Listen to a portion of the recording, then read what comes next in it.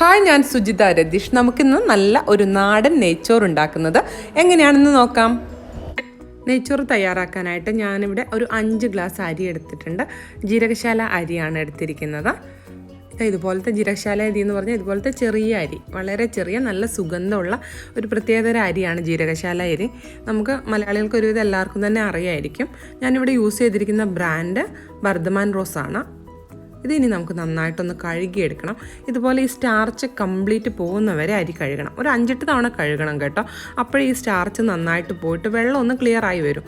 അല്ലെങ്കിൽ നമ്മൾ നെയ്ച്ചോറ് വെക്കുന്ന സമയത്ത് അരി വല്ലാതെ ഒട്ടിയിരിക്കും, ഭയങ്കര സ്റ്റിക്കി ആയിരിക്കും. അപ്പോൾ നമുക്കിതൊന്ന് കഴുകിയെടുക്കാമേ. ഒരു കാര്യം പ്രത്യേകം ശ്രദ്ധിക്കേണ്ടത് എന്താണെന്ന് വെച്ചാൽ, നമ്മൾ ബാസ്മതി റൈസ് കുക്ക് ചെയ്യുന്നത് പോലെ നമ്മുടെ ഈ ജീരകശാല അരി കുതിർത്ത് വെക്കേണ്ട ആവശ്യമില്ല. ബാസ്മതി അരി നമ്മൾ ഒരു 30 മിനിറ്റൊക്കെ ബാസ്മതി അരി നമ്മൾ കുതിർത്ത് വെക്കും. പക്ഷേ ഈ അരി കുതിർത്ത് വെക്കേണ്ട, കഴുകി ഇമ്മീഡിയറ്റ് ആയിട്ട് തന്നെ വെള്ളം നന്നായിട്ട് വാലാൻ വേണ്ടി വെക്കണം. വെള്ളം കംപ്ലീറ്റ് വാർന്ന് നല്ല ഡ്രൈ ആയി വരണം അരി. അപ്പോൾ കഴുകി ഇമ്മീഡിയറ്റ് ആയിട്ട് തന്നെ വെള്ളം ഡ്രെയിൻ ചെയ്യാൻ വേണ്ടി വെക്കണം കേട്ടോ. ഒരു 8 തവണയോളം അരി കഴുകി വെള്ളം നല്ല ക്ലിയർ ആയിട്ടുണ്ട്. ഇനി ഈ വെള്ളം കൂടെ ഊറ്റി കളഞ്ഞിട്ട് നമുക്കിത് വെള്ളം വാലാൻ വേണ്ടി വെക്കാം. അരി വെള്ളം വാർന്നു പോകാനായിട്ട് ഞാനൊരു ഡ്രെയിനറിലേക്ക് മാറ്റിയിട്ടുണ്ട്. നന്നായിട്ട് ഡ്രൈ ആയി വരണം അരി. അപ്പോൾ ഇതിലിരിക്കട്ടെ, ഒരു 5-10 മിനിറ്റ് ഇതിലിരിക്കട്ടെ. ആ സമയത്ത് നമുക്കിതിലേക്ക് ആവശ്യമായ വെള്ളം തിളപ്പിച്ചെടുക്കാം. അപ്പോൾ നമ്മുടെ നെയ്ച്ചോറ് തയ്യാറാക്കാനായിട്ട് ഞാനിവിടെ ആവശ്യത്തിന് വെള്ളം അടുപ്പത്ത് വെച്ചിട്ടുണ്ട്. ഞാനിവിടെ 7.5 ഗ്ലാസ് വെള്ളമാണ് വെച്ചിട്ടുള്ളത്.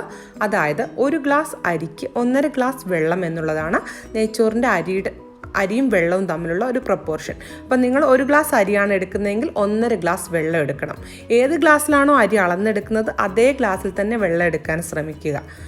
അപ്പോൾ എപ്പോഴും ഓർക്കുക, നിങ്ങൾ എത്ര ഗ്ലാസ് അരിയാണോ എടുത്തത് അതിൽ 1 ഗ്ലാസ് അരിക്ക് 1.5 ഗ്ലാസ് വെള്ളം വെച്ചിട്ട് നിങ്ങൾ എടുക്കണം. അത് ഏത് ഞാനെടുത്ത ഗ്ലാസ് ആയാലും എൻ്റെ അളവ് ഒന്നും മാറ്ററല്ല. നിങ്ങൾ ഏത് ഗ്ലാസ്സിലാണോ അരി എടുക്കുന്നത് അല്ലെങ്കിൽ ഏത് കപ്പിലാണോ അരി എടുക്കുന്നത് ആ കപ്പിന് 1.5 കപ്പ് അല്ലെങ്കിൽ ഗ്ലാസ്സിന് 1.5 ഗ്ലാസ്.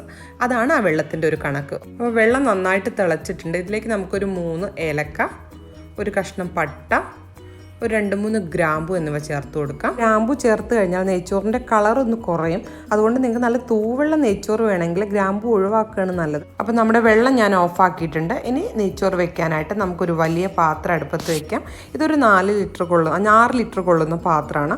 അപ്പോൾ ഈ പാത്രം നന്നായിട്ടൊന്ന് ചൂടായിട്ട് വരുമ്പോൾ നമുക്കിതിലേക്ക് ഒരു 2 ടേബിൾ സ്പൂൺ RKG നെയ്യ് ചേർത്ത് കൊടുക്കാം. പൊതുവേ നാട്ടിലെ നെയ്ച്ചോറിൽ ഡാൽഡ ചേർക്കും. ഞാൻ ചേർക്കാറില്ല. ഞാൻ നെയ്യ് മാത്രം ചേർത്താണ് നെയ്ച്ചോറ് ഉണ്ടാക്കുന്നത്. നിങ്ങൾക്ക് വേണമെങ്കിൽ ഡാൽഡ ചേർത്ത് കൊടുക്കാം കേട്ടോ. ഡാൽഡയാണ് തനത് രുചി തരുന്നത്, പക്ഷേ ആരോഗ്യത്തിന് വളരെ മോശമാണ്. ഒരു 2 ടേബിൾ സ്പൂൺ നെയ്യാണ് ചേർത്ത് കൊടുത്തിട്ടുള്ളത്.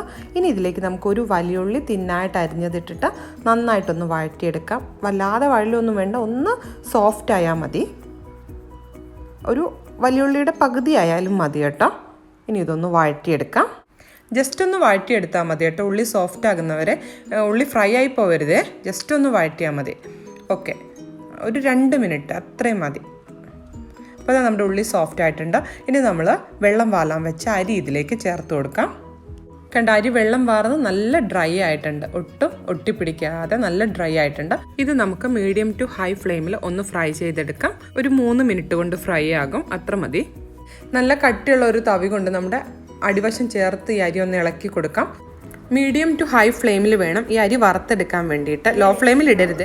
അപ്പോൾ നമ്മുടെ അരി ഒന്ന് ഫ്രൈ ചെയ്തെടുക്കാം. ഇങ്ങനെ ഇളക്കുന്ന സമയത്ത് അരി ചെറുതായിട്ട് പൊട്ടുന്ന ഒരു സൗണ്ട് കേൾക്കാം നമുക്ക്. ആ സൗണ്ട് കേൾക്കുന്ന സമയത്ത് നമുക്ക് നമ്മുടെ വെള്ളം ഒഴിച്ചു കൊടുക്കണം. വെള്ളത്തിൻ്റെ തീ ഒന്ന് ഓണാക്കിക്കോളൂ. തിളയ്ക്കുന്ന വെള്ളം വേണം ഒഴിച്ചു കൊടുക്കാൻ. അരി ചെറുതായി പൊട്ടി തുടങ്ങിയിട്ടുണ്ട്. നമുക്ക് തിളപ്പിച്ച് വെച്ച വെള്ളം ഒഴിച്ചു കൊടുക്കാം. ഈ വെള്ളം ഒഴിച്ചു കൊടുക്കുന്ന സമയത്ത് അതിലിട്ടിരിക്കുന്ന സ്പൈസസ് ഒക്കെ നമുക്കങ്ങ് എടുത്ത് കളയാം. എന്താണെന്ന് വെച്ചാലേ, അത് നമ്മൾ കഴിക്കുന്ന സമയത്ത് അത് കടിക്കുമ്പോൾ ഒരു ടേസ്റ്റ് ഉണ്ടാവില്ല കേട്ടോ. ഈ സമയത്ത് നമുക്ക് തീ ഒന്ന് കൂട്ടി കൊടുക്കാം.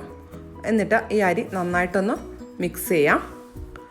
നന്നായിട്ടൊന്ന് ഇളക്കി കൊടുത്തോളൂ കേട്ടോ. ഇതിലേക്ക് നമുക്ക് ആവശ്യമായ ഉപ്പ് ചേർത്ത് കൊടുക്കാം. ഒരുപാട് ചേർക്കരുത് കേട്ടോ, ആ ചോറിൽ പിടിക്കാൻ ആവശ്യമായ ഉപ്പ്.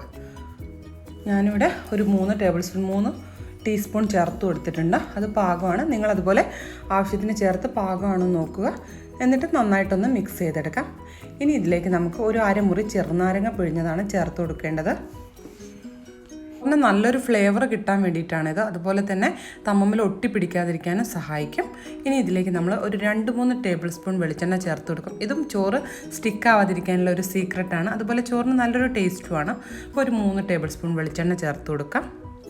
നല്ല വെളിച്ചെണ്ണയായിരിക്കണം. ഈ എന്താ പറയുക, പഴകിയതും കാറൽ ടേസ്റ്റുള്ള വെളിച്ചെണ്ണയൊന്നും ചേർത്ത് കൊടുക്കരുത് കേട്ടോ. അങ്ങനെയാകുമ്പോൾ നമ്മുടെ ചോറിൻ്റെ ടേസ്റ്റ് പോകും. ഫ്രഷ് നല്ല ടേസ്റ്റുള്ള വെളിച്ചെണ്ണയാണെങ്കിൽ മാത്രം, അല്ലെങ്കിൽ ഈ സ്റ്റെപ്പ് ഒഴിവാക്കുക. വളരെ പെട്ടെന്ന് ചെയ്യണം കേട്ടോ. എന്നിട്ട് ഇതെല്ലാം നന്നായിട്ടൊന്ന് മിക്സ് ചെയ്ത് കൊടുക്കാം.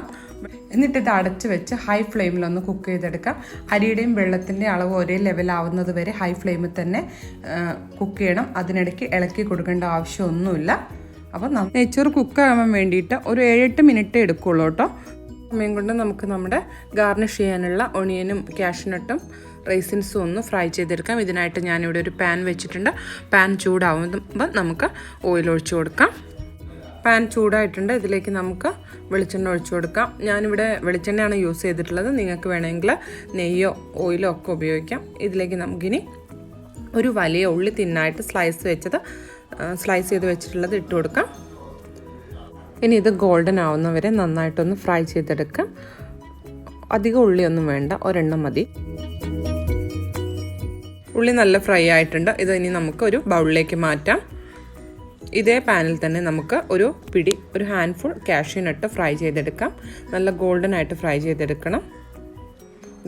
നല്ല ഗോൾഡനായി വരുന്നുണ്ട്. നമുക്കിതും ഒരു ബൗളിലേക്ക് മാറ്റാം.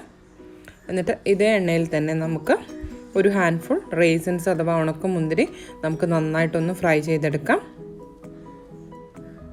ഉണക്കമുന്തിരി എണ്ണയിലിട്ടാൽ പെട്ടെന്ന് തന്നെ ഫ്രൈ ചെയ്തെടുക്കണം, ഇല്ലെങ്കിൽ ഇത് കരിഞ്ഞു പോകും. കരിഞ്ഞു പോയി കഴിഞ്ഞാൽ നമ്മുടെ നെയ്ച്ചോറിൻ്റെ കളറും മാറും, അതുപോലെ ടേസ്റ്റും മാറും. അതുകൊണ്ട് നല്ല പെർഫെക്റ്റായിട്ട് ഫ്രൈ ആക്കണം.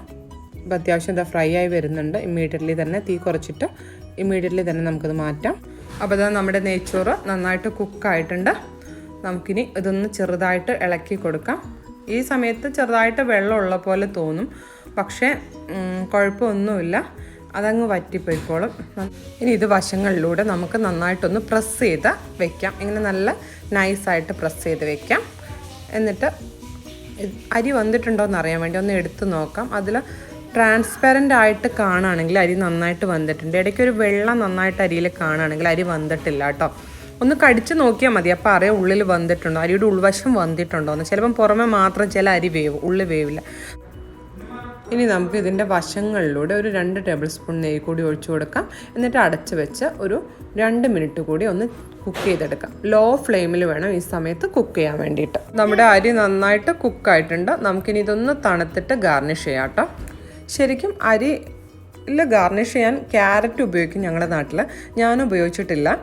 ക്യാരറ്റും കുറച്ച് മല്ലിയിലേക്ക് എല്ലാവരും ഇടും. പക്ഷേ ഞാനിവിടെ ഫ്രൈഡ് ചെയ്ത ഒണിയനും മറ്റ് കാഷ്യൂനട്ടും റൈസിനും മാത്രം ഉപയോഗിച്ചാണ് ഗാർണിഷ് ചെയ്യുന്നത്. ഇത് നമ്മൾ ചോറ് സെർവ് ചെയ്യുന്ന സമയത്ത് ആക്ച്വലി ആ ബൗളില്ലേ, നമ്മൾ സെർവ് ചെയ്യുന്ന ബൗളിന് മേലെ അലങ്കരിച്ചിട്ട് സെർവ് ചെയ്താൽ മതി. ചോറിൽ ഇങ്ങനെ ഇട്ട് കഴിയുമ്പോൾ ഉള്ളൊരു പ്രശ്നം എന്താണെന്ന് വെച്ചാൽ, നമ്മൾ ഈ ചോറ് കുറച്ച് അധിക സമയം വെക്കുകയാണെങ്കിൽ ഈ ഉള്ളിയുടെ കളറ് കൊണ്ട് ചോറ് ചുവന്നു പോകും. നിങ്ങൾക്ക് വേണമെങ്കിൽ മുന്തിരിയും അണ്ടിപ്പരിപ്പും മാത്രം ആദ്യം ഇട്ട് കൊടുക്കാം. എന്നിട്ട് സെർവ് ചെയ്യുന്ന ബൗളിൽ ഉള്ളി ഇട്ട് കൊടുത്താൽ മതി കേട്ടോ. ഇപ്പോൾ നിങ്ങൾക്ക് കാണിക്കാം. അഥവാ നിങ്ങൾ ഇങ്ങനെ ഇടുകയാണെങ്കിൽ പതുക്കെ ഇങ്ങനെ ചെത്തിയെടുക്കണം ചോറ്. വല്ലാതെ കുത്തി ഇളക്കിയാൽ അരി ഉടഞ്ഞു പോകും. ഇങ്ങനെ വശങ്ങളിലൂടെ പതുക്കെ തട്ടിയെടുക്കാം. എന്നിട്ട് ചെറിയ കട്ട പോലെ ഉണ്ട്, അത് അരി ഓവർ കുക്ക് ആയതുകൊണ്ടൊന്നും അല്ല, അത് നമുക്ക് പതുക്കെ കയ്യിലുകൊണ്ടൊന്ന് തട്ടിയെടുക്കാം. അരി നല്ല പെർഫെക്റ്റായിട്ട് കുക്കായിട്ടുണ്ട്, ഒട്ടും ഓവർ കുക്കായിട്ടില്ല. തണുത്ത് കഴിയുമ്പോഴാണ്, ചൂട് ചെറുതായിട്ടൊന്ന് ആറുമ്പോഴാണ് ഈ അരി നല്ലതായിട്ട് വേർപെട്ട് നിൽക്കുക. ചൂടോട് കൂടി ചെറിയൊരു സ്റ്റിക്കിനെസ് ഉണ്ടാകും, പക്ഷേ തണുക്കുന്നതോടുകൂടി അതങ്ങ് പോവും. കണ്ടില്ലേ, അരി നല്ല പെർഫെക്റ്റായിട്ട് കുക്കായിട്ടുണ്ട്. അപ്പോൾ വീണ്ടും അടുത്തൊരു നല്ല റെസിപ്പിയായിട്ട് കാണുന്നവരേക്കും ബൈ ബൈ. നിങ്ങൾക്ക് എന്ത് സംശയം ഉണ്ടെങ്കിലും കമൻസിൽ ചോദിക്കാം. എല്ലാവർക്കും ഒരു നല്ല ദിനം ആശംസിക്കുന്നു. Bye bye.